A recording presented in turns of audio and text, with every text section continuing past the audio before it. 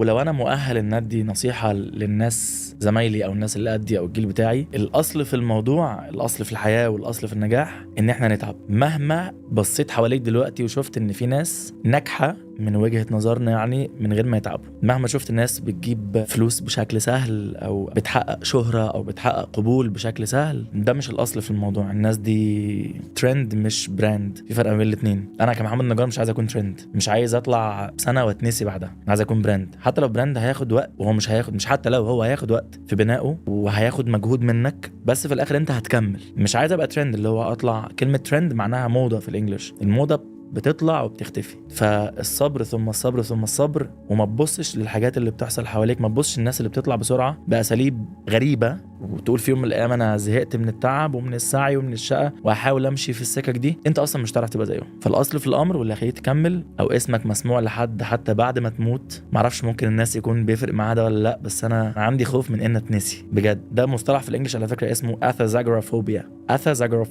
خايف من ده قوي قوي. عايز يفضل الناس فاكره محمد نجار بخير طبعا بعد ما اموت بكتير. بس مش عارف، حاسس اني قلت كلام كبير بس مش هنقدر نقول كلام بعده. انت حبيبي بتقول ايه كلام، مش عايز اقول كلام عميق. انت قلت اعمق حاجه ممكن تتقال يعني.